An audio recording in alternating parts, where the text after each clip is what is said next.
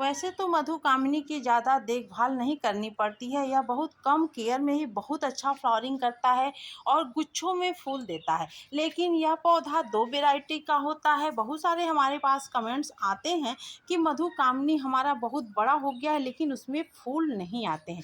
तो पौधा खरीदते समय आप पौधे की पहचान कैसे करेंगे? इसमें फूल कैसे आते हैं? कितने समय के अंतराल में इसको फर्टिलाइज़र देने की ज़रूरत होती है? और मिट्टी कब बदला जाता है? इसको रिपार्ट कब करना चाहिए? और साल में कितनी बार आप इसको अच्छा से भोजन देंगे तो यह पौधा पूरा साल बम्पर फ्लावरिंग करेगा? यह सब जानेंगे आज के इस वीडियो में। चलिए जान लेते हैं कि हमें कैसे, क्या, कब करना चाहिए अपने मधुकामिनी की देखभाल के लिए। आपका गार्डन भी बम्पर फूलों से भरा रहेगा अगर आप इन टिप्सों को फॉलो करेंगे तो आप वीडियो एंड तक देखिएगा, आपको बहुत अच्छे रिजल्ट मिलेंगे। चलिए बात कर लेते हैं। हेलो फ्रेंड्स, कैसे हैं? स्वागत है आपका हमारे channel my organic green garden में। सबसे पहले कहना चाहूँगी कि अगर आप वीडियो को देख रहे हैं तो देखते समय इसको लाइक ज़रूर करिए अगर आपको ज़रा भी हेल्पफुल लगे तो। आपके लाइक से यह वीडियो उन लोगों तक पहुंच जाएगा जिसको कि इसकी ज़रूरत है और जो महंगे खाद फर्टिलाइज़र देने में असमर्थ होते हैं अपने पौधों को, तो घर की चीज़ों से ही अच्छे खासे रिजल्ट ले सकते हैं और उनके गार्डन की शोभा बनी रहती है, क्योंकि गार्डनिंग हम सभी को करना चाहिए। चलिए फटाफट से देर न करते हुए वीडियो शुरू करते हैं। फ्रेंड्स, सबसे पहले कहना चाहेंगे कि देखिए मानसून की शुरुआत हो चुकी है और इस समय पे हमें अपने हर पौधों को कुछ न कुछ भोजन देने की ज़रूरत पड़ेगी। जब आप उसकी अच्छी से केयर इसी समय पे कर देंगे तो आपको बार बार इसको कुछ ज़्यादा चीज़ें देने की ज़रूरत नहीं पड़ेगी, क्योंकि इस साल बहुत ज़्यादा गर्मी पड़ी है और गर्मी में हम अपने पौधों की ज़रा भी देखभाल नहीं की हैं।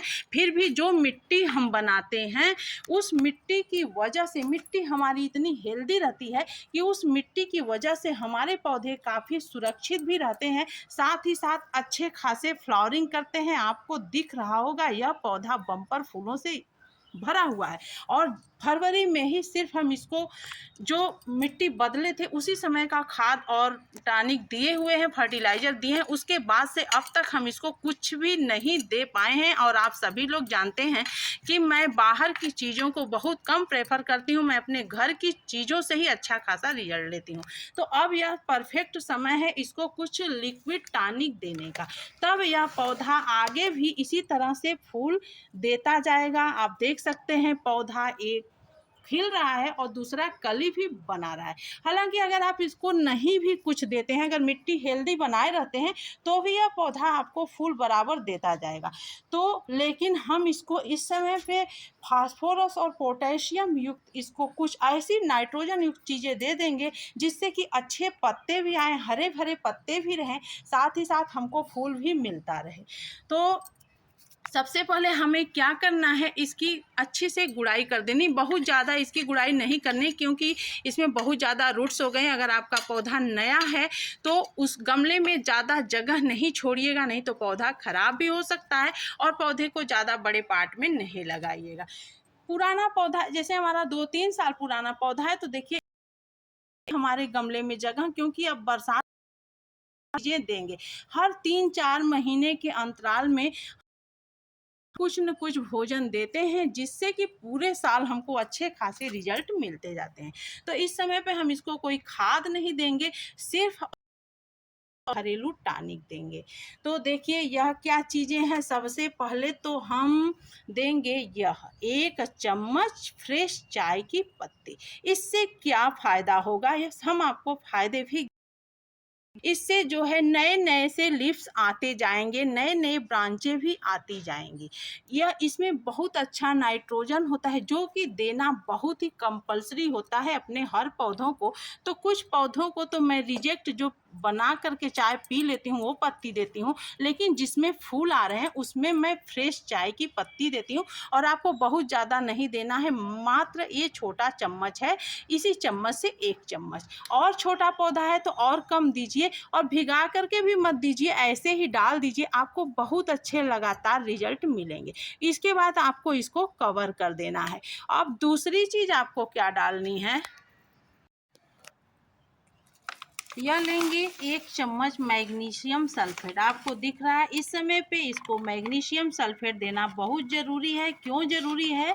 क्योंकि गर्मी में जो है बहुत सारे पत्ते झुलस गए थे, तो इस पौधे के भी कुछ पत्ते झुलस गए हैं। तो आप देख सकते हैं हम 1 चम्मच मैग्नीशियम सल्फेट इसको किनारे-किनारे डाल देंगे। इससे बहुत अच्छे रिज़ल्ट आएँगे। सभी पत्ते जो भी अब पत्ते बचे हुए हैं वो ग्रीन अच्छे से हो जाएँगे और जो नए पत्ते आएँगे वो भी अच्छे से आएँगे। अब इसको भी हम इस तरह से मिट्टी में मिला देंगे। मिलाने के बाद अब हम तीसरी सबसे इम्पॉर्टेंट चीज़ डालेंगे। पत्तों को अब सही करने के लिए आपको इस समय पे मैग्नीशियम सल्फेट देना बहुत ज़रूरी है। इससे जो है फूल भी कलियाँ भी नहीं गिरती हैं और फूल भी थोड़ा ज़्यादा दिन तक पौधे में टिके रहते हैं, क्योंकि इसके फूल बहुत जल्दी-जल्दी जो है गिर जाते हैं। तो अब हम तीसरी चीज़ डालेंगे, यह आप देख सकते हैं सूखे हुए केले का छिलका है और इसको हम 3 दिन से भिगाए हुए हैं। इसमें बहुत ही अच्छा पोटेशियम और फास्फोरस होता है जो कि कली बनाने में मदद करता है। हालाँकि हम मिट्टी हम बदलते समय इसको 1 मुट्ठी दिए थे, जिसका कि अब तक 5-6 महीना हो गया हमें रिजल्ट मिल रहा है। फरवरी में ही हम इसको दिए थे। तो पौधा ये नई-नई कली भी बनाएगा और फूल लगातार इसमें पूरे साल आते रहते हैं। तो आपके घर में भी अगर केले का छिलका है, पके हुए केले का, कच्चे केले का, तो कुछ भी मत फेंकिए। हर छिलका इसके लिए उपयोगी होता है। तो इस समय हम इसमें डालेंगे नहीं, इसको हम इसका फर्टिलाइज़र देंगे, यह टॉनिक, यह बहुत ही अच्छा, क्योंकि हमको लगातार अब इससे फूल लेना है। तो आप देख सकते हैं इस तरह से हम इसको 1 मग अच्छे से दे देंगे। आपको अलग से पानी देने की इस समय ज़रूरत नहीं है। यह बहुत ही अच्छा काम करेगा। अब जब इसमें पानी ख़त्म होगा तब आप दूसरा पानी दे दीजिएगा। इससे क्या होगा, ये बाहर नहीं निकलेगा, ड्रेनेज होल से बाहर नहीं निकलेगा। जो भी खाद हम अभी-अभी इसको जो भी दिए हैं वह इसी में रहेगा और इसके हर रूट्स को मिल जाएगा।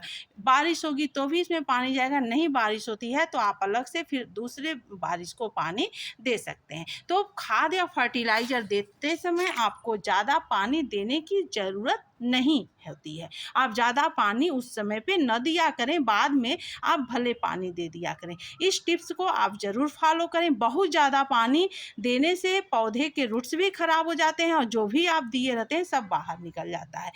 अब हम आपको ये बताएँगे कि आपको इसकी पहचान कैसे करनी है, कैसे आप पौधा खरीदते समय जानेंगे कि यह पौधा फूल देगा या यह पौधा सिर्फ़ शो प्लांट के लिए ही काम देगा, शोअर रहेगा। सिर्फ़ जैसे आप देखे होंगे बहुत सारे होटल वगैरह में या पेट्रोल पंप पे लगा रहता है, सिर्फ़ छटाई की जाती है इसकी और इसको सुंदर बनाए गा आपको अच्छा सा सिर्फ़ रास्ते पर लगा दिया जाता है ताकि उसकी खूबसूरती बनी रहे। लेकिन अगर आप घर में इसे लगाते हैं तो इसकी खुशबू काफ़ी बेहतर होती है, बहुत ही अच्छी स्मेल इसकी आती है। पूरा गार्डन आपका फूलों से, खुशबू से भरा रहता है। तो जब भी आप इसको खरीदिए तो आप ये लंबे पत्ते वाला ही मधुकामिनी खरीदिए। यह मधुकामिनी अच्छा फूल देता है। जिस मधुकामिनी में छोटे-छोटे आप देख सकते हैं इसके बिल्कुल नींबू जैसे पत्ते होते हैं। यही इसकी पहचान है। जब पत्ते लंबे रहेंगे, थोड़े इस तरह के रहेंगे, तब आपको उससे फूल मिलेंगे। छोटे में भी आप देख सकते हैं नींबू जैसे पत्ते आपको दिखेंगे और एक कामिनी का पत्ता बिल्कुल छोटा-छोटा होता है इस तरह से, जिसकी कि कटिंग करके उसको किसी न किसी चीज़ का शेप दिया जाता है। तो आप अगर इस तरह से ध्यान देंगे तो आप बिल्कुल अच्छे पौधे आपको तुरंत ही, आप पौधा लगाने के 1 साल के बाद से आपको फूल मिलना शुरू हो जाएगा और पूरे साल अनवरत आपको फूल मिलता जाएगा। अब हम आपको ये बताएँगे कि आपको साल में इसको कितनी बार भोजन देना चाहिए। तो ज़्यादा नहीं, सिर्फ़ हर मौसम के शुरुआत में आप इसको कुछ न कुछ खुराकें दे दीजिए। जैसे मानसून की शुरुआत में आप ये दे दिए, ठंड की शुरुआत में आपको कुछ जो खादें देनी है मैं आपसे वीडियो शेयर करूँगी, आप देखिएगा, और गर्मी की शुरुआत में दे दीजिए। बार-बार आपको इसको भोजन भी देने की ज़रूरत नहीं पड़ेगी और बीच-बीच में आप यहीं घरेलू जैसे प्याज के छिलके का फर्टिलाइज़र, बनाना पिल्स, ये सब देते जाइए, आपको अच्छे रिजल्ट मिलते जाएंगे। हर 2-3 महीने के अंतराल में, महीने 1.5 महीने के अंतराल में आप इसको मैग्नीशियम भी दे दीजिए। और 1-2 महीने के अंतराल में अगर आपके पौधे में फ्लावरिंग नहीं हो रही है, कलियां नहीं बन रही हैं, तो आप फिटकरी भी आधा चम्मच इसी समय पे दे सकते हैं। तो ये सब चीज़ों का ध्यान रख के आप अच्छे खासे अपने गार्डन से फूल ले सकते हैं मधुकामिनी के पौधे से। और आप चाहें तो बरसात में, अगर आपके पौधे में रूट्स ज़्यादा हो गए तो बरसात में या फिर फरवरी में इसका रिपार्ट भी कर सकते हैं। आप इसको निकाल करके फिर एज ए इसके रूट्स वगैरह की कटिंग करके फिर लगा सकते हैं। बहुत ही हार्डी प्लांट होता है, यह पौधा जल्दी ख़राब नहीं होता है। आप देख सकते हैं गर्मी का इस पौधे पर कोई विशेष असर नहीं हुआ, बहुत अच्छे से चल रहा है। यह पौधा पूरे गर्मी अच्छे से फूल देता हुआ आया है। तो उम्मीद है आपको अच्छी लगी होगी आज की जानकारी। अगर पसंद आया होगा वीडियो तो शेयर करना बिल्कुल नहीं भूलिएगा। चैनल को पहली बार देख रहे हैं तो इसी तरह का बेहतरीन कंटेंट पाने के लिए हमारे इस चैनल को सब्सक्राइब करिएगा। फिर मिलते हैं एक नए वीडियो में एक नई जानकारी के साथ। तब तक अपना ध्यान रखिए, अपने पौधे का ध्यान रखिए। Thanks for watching.